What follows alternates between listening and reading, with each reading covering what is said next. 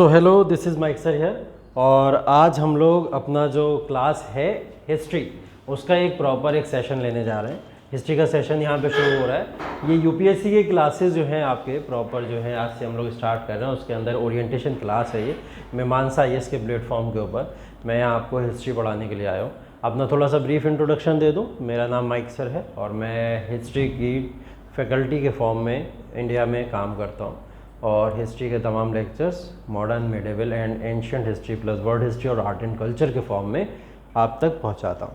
तो उसी पहुंचाने के सिलसिले में आज एक और क्लास में मॉडर्न हिस्ट्री के साथ में आपके साथ में आया हूं। मॉडर्न हिस्ट्री ही हम लोग पहले शुरू करेंगे क्योंकि सबसे ज़्यादा पोर्शन हिस्ट्री का रहता है वो मॉडर्न हिस्ट्री का रहता है। लेकिन उससे पहले मैं आपको बेसिक कुछ क्राइटेरियाज या हिस्ट्री के बारे में कुछ डिस्कशन कर देता हूँ कि पिछले साल क्या हुआ पेपर के साथ में, कैसे हिस्ट्री आई एग्ज़ाम के अंदर और किस तरीके से बच्चों ने क्वेश्चन छोड़े या टैकल करे, उन सब चीज़ों के ऊपर थोड़ा सा डिस्कशन करेंगे।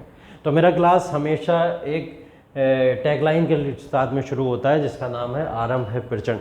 तो हम लोग जो है प्रचंड, इस प्रचंड का या इस सिलेबस का यूपीएससी का आरंभ करने जा रहे हैं। इस आरंभ को अगर हम लोग करेंगे तो हिस्ट्री की बात हम लोग को करनी है। तो बेसिकली मैं हिस्ट्री के बारे में कुछ आपको बताऊँगा कि हिस्ट्री की बेसिकली क्या क्या डिमांड्स हैं और क्या क्या चीज़ें हम लोग हिस्ट्री के अंदर पढ़ते हैं। तो अगर मैं आपको बताऊं कि हिस्ट्री बेसिकली है क्या और कितने पार्ट में हिस्ट्री को डिवाइड किया जाता है, तो आप लोग बहुत अच्छे से जानते होंगे कि हिस्ट्री को बेसिकली 3 पार्ट में डिवाइड किया जाता है। एक है एंशिएंट, एक है मिडेवल और एक है मॉडर्न हिस्ट्री।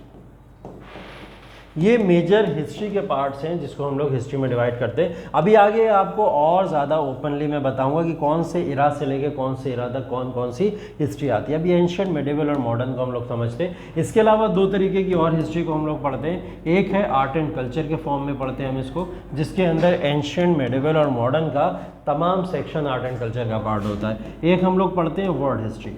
वर्ल्ड हिस्ट्री क्या है?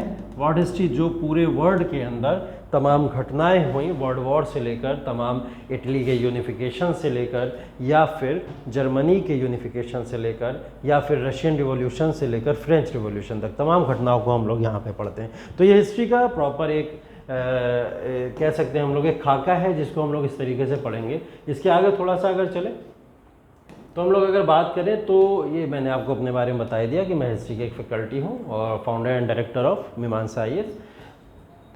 इसके बाद में देखिए मैं यहाँ पे यूपीएससी का एक पेपर आपके सामने यहाँ पे प्रेजेंट किया है मैंने। यहाँ पे देखिए अभी यहाँ पे आप लोग देख रहे हैं कि यूपीएससी 2023 के अंदर जो क्वेश्चंस आए थे उन क्वेश्चन का यहाँ पे डिस्कशन है। इन डिस्कशन का यहाँ पे ये हैंड राइटिंग के फॉर्म में लाने का मकसद सिर्फ और सिर्फ इतना है कि मैं यहाँ पे आपको सिर्फ इतना दिखाना चाहता था कि यहाँ पे मैंने हिस्ट्री के जो भी क्वेश्चंस यहाँ पे लिखे हैं ये तमाम वो क्वेश्चंस हैं जो मेरे क्लास में से प्रीवियस मैंने जो भी क्लासेस लिए थे उन क्लास के डिस्कशन में से ही डायरेक्ट क्वेश्चन यहाँ पे आए हुए हैं। इसके कुछ एग्जाम्पल मैं आपको दूंगा। जैसे टोटल 13 क्वेश्चन आए इसके अंदर और इन 13 क्वेश्चन की अगर हम लोग बात करें तो ये 13 के 13 क्वेश्चन क्लास के डिस्कशन में से थे। बस आप लोग की ड्यूटी ये होती है कि क्लास के अंदर मैं जितनी भी चीज़ें पढ़ाता हूँ, जो भी चीज़ें बताता हूँ, उन चीज़ों को आप लोग ध्यान से सुने और ध्यान से सुन के उनको रीड, रिवाइज, रिकॉल ज़रूर किया करें। सिर्फ उसी से आपके बहुत सारे क्वेश्चन मिल जाते हैं। इसके अंदर एक क्वेश्चन था जो स्टोरीज़ के फॉर्म में मैं हमेशा बताता रहता था। जैसे एक क्वेश्चन आपको यहाँ पे देखने को मिलेगा, ruler of medieval Gujarat surrendered due to Portuguese. वो कौन सा रूलर था जिसने दीव को सरेंडर कर दिया था पुर्तगीज़ को? उसका नाम था बहादुर शाह। ये ऑप्शन दिए थे, 4 ऑप्शन दिए थे, उसका आंसर था बहादुर शाह। इसको मैंने आपको पढ़ाया था तो एक ग्लिम्स बताता हूँ किस तरीके से पढ़ाया था। मैं उस समय ये बता रहा था कि जो गुजरात और राजस्थान का रीजन था आसपास है, क्लोज है एक दूसरे के, तो वहाँ पे राजस्थान की महारानी जो थी उस समय, राजपूतों में महारानी जो थी, वो महारानी को यहाँ पे बहादुर शाह लगातार परेशान कर रहा था। तो महारानी जो थी उन्होंने, महारानी कलावती उनका नाम था, महारानी कलावती ने एक मैसेज, संदेश भेजा वहाँ पे बादशाह जहांगीर को। जहांगीर उस समय में, सॉरी बादशाह हुमायूं को, हुमायूं उस समय में बादशाह हुआ करता था। ये बात लगभग 1530s की है, 1530 की, तो नो डाउट यहाँ पे हुमायूं बादशाह होगा। तो हुमायूं को रानी कलावती ने यहाँ पे राखी भेजी थी और ये मैसेज भी भेजा था कि मैं आपको भाई मानती हूँ, आप मेरे भाई की तरह, और मुझे गुजरात के शासक से मेरी रक्षा कीजिए। लेकिन गलती से किसी ना किसी वजह से या किसी कह सकते हैं हम लोग बीच के कुछ बहुत सारे लोगों की वजह से वो मैसेज कन्वे नहीं हो पाया हुमायूं तक, और महारानी कलावती को यहाँ पे जौहर परफॉर्म करना पड़ा। जौहर एक प्रथा होती है जिसमें महिलाएं आग लगा के उसके अंदर कूद जाया करती थी अपनी इज्जत की या अपनी स्वयं की रक्षा करने के लिए। ठीक है, तो ये बहादुर शाह इनके पीछे पड़ा था। ये बात अब बाद में हुमायूं को पता चलती है कि रानी कलावती मुझे बहन जिनको बहन बनाना था मुझे, या जिन्होंने मेरे लिए राखी भेजी थी, वो जौहर प्रथा परफॉर्म कर ली है। और किसकी वजह से कर ली? बहादुर। तो इस समय में जो हुमायूं था वो पूरी तरीके से पीछे पड़ गया किसके? बहादुर शाह के। अब बहादुर शाह बच के जाएगा कहाँ? तो इसको मिल गए पुर्तगीज़। इसने पुर्तगीज़ के साथ में करी डील, और डील करके पुर्तगीज़ से बोला कि मैं तुम्हें अपना एक पार्ट सरेंडर कर देता हूँ, तुम मुझे यहाँ पे हेल्प करो। तो पुर्तगीज़ से यहाँ पे हेल्प ली थी बहादुर शाह ने, और इसी के एवज में इसने इनको दियो दे दिया था। लेकिन बाद में क्या हुआ, एक बोट के ऊपर नाव ने चला करती थी उस समय, बड़ी बड़े बोट्स चला करती थी उस समय में। बोट्स के ऊपर क्या हुआ, बहादुर शाह की मीटिंग हुई किसके साथ में? यहाँ पे पुर्तगीज़ के साथ में। और पुर्तगीज़ बहादुर शाह की जब मीटिंग होती है तो पुर्तगीज़ यहाँ पे बहादुर शाह को उस नाव से धक्का देके समुद्र में मार देते हैं। ठीक है, तो ये चीज़ होती है वहाँ पे। ये पूरी की पूरी कहानी मैंने बताई थी। तो इससे आंसर हमें यहाँ मिल गया था कि दीव जो है वो सरेंडर किसने कर दिया था? बहादुर शाह ने कर दिया था। किसको? पुर्तगीज़ को कर दिया था। विजयनगर साम्राज्य का संगम, सालूब, तुलूब, अराविडू वंश, तमाम वंशों की यहाँ पे मैंने डिस्कशन किया था। उससे तुंगभद्रा रिवर का आया था। देवराय प्रथम के बारे में और कृष्णदेव राय के बारे में वो डिटेल डिस्कशन हमारा हो रखा था इसके अंदर। इसी तरीके से कई सारे धर्म, जैन, बौद्ध धर्म, इनसे भी लगातार क्वेश्चन आते हैं, और इससे 3 क्वेश्चन आए थे बौद्ध धर्म से। टोटल मिला के 3 क्वेश्चन डायरेक्ट यहीं से पूछे गए थे। ठीक है, इसके अलावा मैंने यहाँ पे स्तूपों के बारे में भी बताया था। ये भी देखिए, बौद्धों से रिलेटेड स्तूप का क्वेश्चन आया था। दक्षिण भारत की बात की थी। दक्षिण भारत में कौन से वंश आ जाते हैं? जैसे हम लोग पांड्या वंश की बात करते हैं, चेरा वंश की बात करते हैं, चोला वंश की बात करते हैं। दक्षिण भारत की बहुत सारी पिक्चरें इसके ऊपर बन रही हैं। अभी आपने पिक्चर देखी होगी PS1 और PS2 करके, तमाम पिक्चरें ऐसी करके इसके ऊपर बन रही हैं। तो इन सब की डिस्कशन और मूवीज़ की स्टोरीज़ के फॉर्म में मैंने लगातार इसके ऊपर डिस्कशन किया था। ठीक है, ऐसे ही यहाँ पे कई सारे और भी स्थल और उसके प्लेसेस, कौन सी जगह पे किस जगह पड़ते हैं, ये सब डिस्कशन क्लास के हैं। ये मैं सिर्फ डिस्कशन आपको इसलिए कर रहा हूँ कि आप लोग समझ सके कि महत्व या इंपॉर्टेंस क्या होती है क्लास की, जब क्लास में डिस्कशन होता है। और जब मैं पढ़ाता हूँ तो बहुत स्ट्रिक्टली पढ़ाता हूँ इस चीज़ को कि आपके क्वेश्चन उसमें से आएंगे ही आएंगे। हाँ, यूपीएससी ने डराया तो इस बार, और यूपीएससी भी 2023 के प्रीलिम्स के बाद में बोल रहा था, ओ माय गॉड ये बहुत क्रेजी कर दिया मैंने। ऐसा क्यों बोल रहा था? वो इसलिए बोल रहा था क्योंकि यूपीएससी को भी ये बात पता थी कि ऐसा पेपर सेट करना नहीं चाहिए था, और उसने ये पेपर सेट कर दिया। अब यूपीएससी ने जब ये पेपर सेट किया वो भी हैरान था उस चीज़ को लेकर। लेकिन हाँ, राहत थोड़ी सी पीसीएस के पेपर में मिली थी। बहुत सारे ऐसे क्वेश्चन थे, इसमें मुझे डिस्कस करने की ज़रूरत भी नहीं है, क्योंकि तमाम ऐसे क्वेश्चन हैं वो आप सीधे सीधे देखेंगे। इसकी PDF आपके साथ में शेयर की जाएगी, मेरे क्लास के नोट्स भी आपके साथ में शेयर किए जाएंगे, तो आप डायरेक्ट मिला सकते हैं। बहुत सारे क्वेश्चन सटीक उसमें से आए हैं। प्रॉब्लम ये आती है बच्चों के साथ में कि इतने बड़े बड़े मैंने बातें तो कर दी, लेकिन प्रॉब्लम सबसे बड़ी आती है हिस्ट्री याद नहीं होती लोगों को। हिस्ट्री इतनी फैक्चुअल है, हिस्ट्री में ये प्रॉब्लम आती है, हिस्ट्री में डेट्स हैं, बैटल्स हैं, प्रॉब्लम्स हैं, करें तो करें क्या, हिस्ट्री कैसे याद करें? तो हिस्ट्री को याद करने की क्या तरीके हैं, किस तरीके से याद करें? देखिए, पहली चीज़ तो ये समझना ज़रूरी है कि घर वालों के प्रेशर में आके या तारीफ़ों में आके आपने हिस्ट्री या यूपीएससी की तैयारी तो नहीं कर ली है कि हिस्ट्री में उस समय सोशल स्टडी में अच्छे नंबर आ रहे थे, तो रिलेटिव ने कह दिया होगा अरे तुम्हारे नंबर अच्छे आ रहे हैं, तुम यूपीएससी की तैयारी करो। ठीक, तो कोई सेंस तो था नहीं इस बात का, लेकिन उस समय हमें बहुत लग रहा था अरे हाँ, मतलब मेरे अच्छे नंबर सोशल स्टडीज़ में आ रहे हैं, इसका मतलब मैं यूपीएससी के लिए पैदा हुआ हूँ।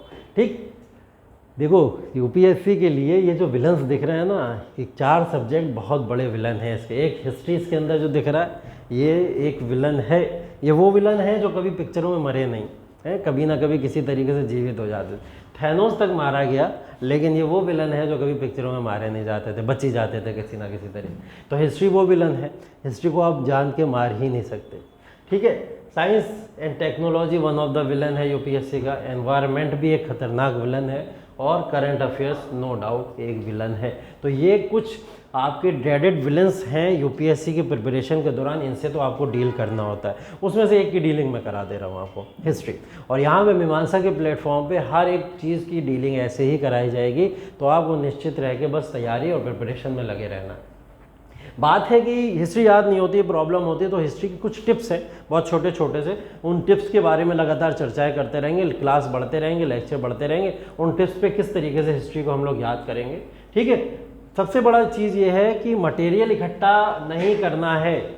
सबसे बड़ी बात, इस बात को ध्यान रखो, यूपीएससी के प्रिपरेशन के दौरान मटेरियल इकट्ठा नहीं करना है। हमको डिस्ट्रिक्ट कलेक्टर बनना है, बुक कलेक्टर नहीं बनना है। जितनी किताबें इकट्ठे करोगे उतना ही नुकसान होता चला जाएगा, कंफ्यूज हो जाओगे।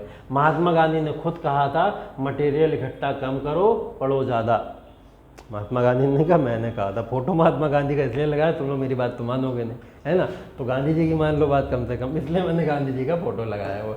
ठीक है, तो इतनी तो बात मान ही लोगे तुम गांधी जी की। इंपॉर्टेंट मोमेंट्स हिस्ट्री के अंदर क्या है, उसकी भी लगातार चर्चाएं होती रहेंगी। इंपॉर्टेंट मोमेंट्स का मतलब होता है बैटल्स हुए, कुछ मोमेंट्स ऐसे हो गए, जैसे कि बहादुर शाह वाला एक मोमेंट बताया मैंने आपको, हुमायूं से रिलेटेड घटना बताई। ये मोमेंट्स होते हैं, बैटल्स होती हैं, घटनाएं होती हैं, बहुत सारी चीज़ें होती हैं, उस सब की भी बातें करेंगे। ये बैटल्स, लड़ाइयाँ आपको दिख रही हैं यहाँ पे बहुत सारी, ये हैं बैटल्स, ये हैं बैटल्स, बहुत सारी लड़ाइयाँ यहाँ पे दिख रही हैं आपको, है ना। तो इन बैटल्स के बारे में भी लगातार चर्चाएँ होती रहेंगी। लड़ाइयों में बहुत तरीके की घटनाएँ देखने को मिलती थी। देखो ये दोनों तो आपस में लड़ रहे हैं यहाँ पे, ये तीसरा वाला यहाँ पे खड़ा हुआ हाथ दिखा के कह रहा राजा तो भाग गया, तुम लोग क्यों लड़ रहे हो।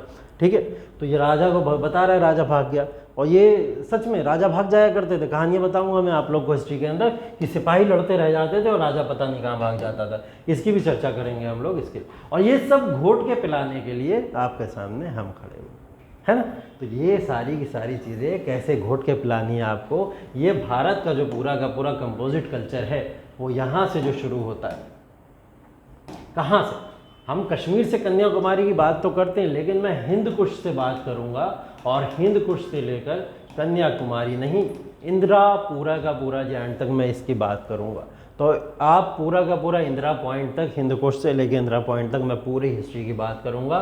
तो नॉर्थ से लेकर साउथ तक, और यहाँ पे वेस्ट से लेकर ईस्ट तक, ये तमाम रीजन की हम बात करेंगे, हर एक कल्चर की बात करेंगे। ठीक है, और इस बात को मैं बहुत अच्छे से कर लेता हूँ, मुझे पता है। ठीक है, तो आप उसके लिए परेशान ना होइएगा, मैं आपको अच्छे से इन सब के बारे में बता दूँगा। ठीक है, तो थोड़ी सी प्रॉब्लम आती है अब हिस्ट्री की बेसिक चीज़ों को समझने के लिए। लोग लगातार कंफ्यूज रहते हैं कि हिस्ट्री है क्या, इतिहास कहते किसे हैं, व्हाट इज़ हिस्ट्री, हिस्ट्री की डेफिनेशन क्या है, हिस्ट्री की परिभाषा क्या है। तो थोड़ा सा अगर टॉपिक के ऊपर हम लोग आएँ तो हिस्ट्री की डेफिनेशन देखिए, हिस्ट्री को समझना बहुत मुश्किल नहीं है, हिस्ट्री को समझना बहुत आसान है। हिस्ट्री बेसिकली है क्या, हमारा पास्ट। बोलते हैं क्या इतिहास को, अपना पास्ट बोलते हैं। ठीक, हिस्ट्री है क्या, पास्ट है। तो बोला जाता है कि study of past, study of past जो है वो हमारा इतिहास है। लेकिन सिर्फ क्या स्टडी ऑफ पास्ट से काम चल जाएगा? Study of past keeping in mind the future. हम आगे आने वाले डिसीजन कैसे लेंगे, किस तरीके के हमारे आने वाला भविष्य होने वाला है, ये सब चीज़ें हम कैसे सही करेंगे, इन चीज़ों को सीखने के लिए हम पास्ट की स्टडी करते हैं। यही हमें हिस्ट्री सिखा रहा है, यही हमें इतिहास सिखा रहा है। लेकिन किस चीज़ की हिस्ट्री कर रहे हैं? क्या हम ह्यूमंस की स्टडी कर रहे हैं, क्या हम एनिमल्स की स्टडी कर रहे हैं, या हम कुछ स्पीसीज़ की स्टडी कर रहे हैं? इसकी बहुत सिंपल सी डेफिनेशन ये है कि अगर हम एनिमल्स या स्पीसीज़ की स्टडी करने लगेंगे तो हम लोग बॉटनी पढ़ें, जूलॉजी पढ़ें, हम लोग को हिस्ट्री पढ़ने की ज़रूरत नहीं, इतिहास पढ़ने की। हम लोग सिर्फ और सिर्फ ह्यूमंस की स्टडी कर रहे हैं। ह्यूमन ने पास्ट में किसको हराया, बैटल हुए, दो लड़ाइयाँ हुई आपस में, एक तरफ राजा मुगल के राजा हैं, एक तरफ मराठास के राजा हैं, है ना। तो इन दोनों के बीच की लड़ाइयों को तो हिस्ट्री में पढ़ते हैं।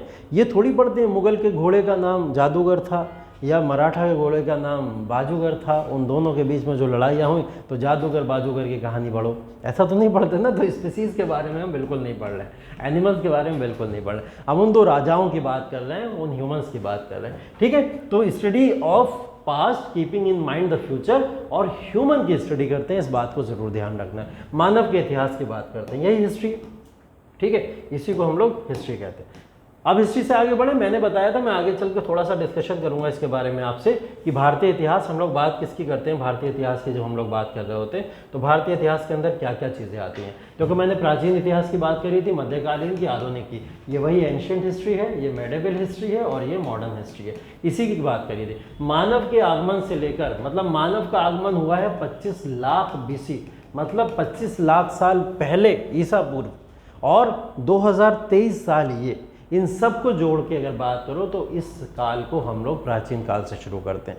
25 लाख BC प्लस इधर के 2023 साल AD में भी है, तो ये पूरा का पूरा काल 25 लाख BC से जो शुरू होता है वो प्राचीन इतिहास तक है और 8वीं शताब्दी तक ये काल चलता है। 8वीं शताब्दी तक इस काल को माना जाता है। 712 AD के अंदर मोहम्मद बिन कासिम, पहला मुस्लिम आक्रमणकारी जिसने भारत के ऊपर अटैक किया था, तो इन्वेजन हुआ था, अटैक हुआ था फॉरेनर्स का या मुस्लिम अटैक हुआ था, वहीं से यहाँ की हिस्ट्री बदल जाती है और ये पहुंच जाती है मध्यकालीन भारत में, मेडिवल हिस्ट्री।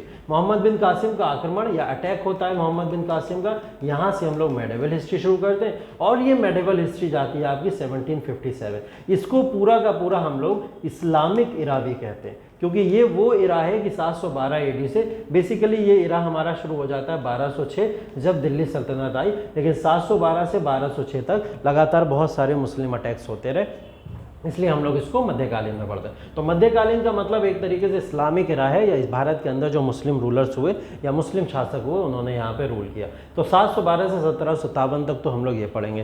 प्लासी की लड़ाई हो जाएगी और प्लासी की लड़ाई के बाद में, या कुछ इतिहासकार बोलते हैं 1707 में औरंगजेब की मृत्यु हो गई थी, औरंगजेब की डेथ के बाद में यहाँ पे लेटर मुगल्स आए और लेटर मुगल्स बड़े निकम्मे और नाकारा लोग थे। निकम्मे नाकारा इसलिए थे क्योंकि वो सिर्फ अय्याशी में पड़े रहते थे। अय्याशी में पड़े रहने का मतलब दारू मदिरा में ध्यान रहता था उनका, औरतों में ध्यान रहता था उनका, और मुर्गों को लड़ाया करते थे, ये सब काम वो किया करते थे उस समय। अब जानवरों को, मुर्गों को लड़ाना बताओ, ये मुगल बादशाह कर रहा बैठ का वहाँ पे है, ये राजा का काम होता है ये सब। तो जब वो ऐसी हरकतों में पड़ गए तो इनको बोला गया लेटर मुगल्स। इनकी वजह से भारत के अंदर मुगलों का खात्मा हो गया, सिर्फ और सिर्फ इनकी वजह से। यहीं से भारत के अंदर फिर ईस्ट इंडिया कंपनी का दबदबा, भारत के अंदर अंग्रेज़ों का प्रभाव हुआ, अंग्रेज़ों ने यहाँ पे रूल किया और ये 1757 से लेकर 1947 तक भारत में अंग्रेज़ों का रूल है। तो ये ब्रिटिशर्स का रूल यहाँ पे पूरा का पूरा देखने को मिलता है। तो ये ब्रिटिशर्स का रूल आप लोग यहाँ पे देखेंगे। तो ये है पूरा का पूरा हिस्ट्री। इस पूरे हिस्ट्री को हम लोग डिस्कशन करेंगे, ठीक है। तो कुछ हिस्ट्री के अंदर कुछ और भी कल्चर्स आते हैं, ये बेसिकली एंशिएंट हिस्ट्री का पार्ट है। जब मैं आपको एंशिएंट हिस्ट्री पढ़ाऊंगा तो क्या प्री हिस्टोरिक एरा है, और प्री हिस्टोरिक में पैलियोलिथिक, मेसोलिथिक, नियोलिथिक क्या क्या होता है, और प्री हिस्टोरिक के बाद में क्या हिस्टोरिक एरा है और किस तरीके से हिस्टोरिक एरा को हम लोग डिवाइड करते हैं। तो इन सब की बात मैं आपसे वहाँ पर कर ही लूँगा, तो इसलिए परेशान होने की ज़रूरत नहीं है। ये मैंने यहाँ पे सिलेबस डिस्कस किया हुआ, हिस्ट्री का पूरा सिलेबस है। अभी एंशिएंट की बात करें तो प्री हिस्टोरिक पीरियड से लेकर पूरा का पूरा लेटर गुप्तास के बाद का एरा जो है वो एंशिएंट में, मेडिवल, अर्ली मेडिवल से शुरू होता है। भारत में अंग्रेज़ों का जो एंट्री हो गई है वो यूरोपियंस की एंट्री तक हम इसको पढ़ते हैं। उसके बाद में मॉडर्न हिस्ट्री में इंडियन फ्रीडम स्ट्रगल है, मतलब अंग्रेज़ों से सिर्फ और सिर्फ आज़ादी लेने में हमारा पूरा का पूरा मॉडर्न इतिहास निकल जाएगा।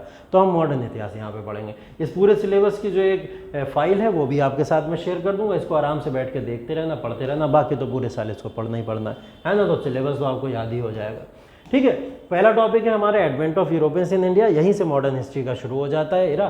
तो मॉडर्न हिस्ट्री के एरा को शुरू करेंगे यहाँ से, क्या एडवेंट ऑफ यूरोपियंस है, मुगल भारत के अंदर क्या कर रहे थे, और पुर्तगीज़ कहाँ से भारत के अंदर आ गए। पहले सबसे पुर्तगीज़ ही आए थे यूरोपियंस के अंदर, कौन कौन से यूरोपियन भारत के अंदर आए, यूरोपियंस ने कैसे यहाँ भारत के अंदर अपना इस्टेब्लिशमेंट किया, और फाइनली सारे यूरोपियंस को हरा के ब्रिटिशर्स भारत के अंदर कैसे रूल करते हैं। इन सब की कहानी के ऊपर चर्चा करेंगे हम अगले क्लास के अंदर। सब आज ही थोड़ी पढ़ा दूंगा, तो चलो अगले क्लास में मिलते हैं। Thank you so much.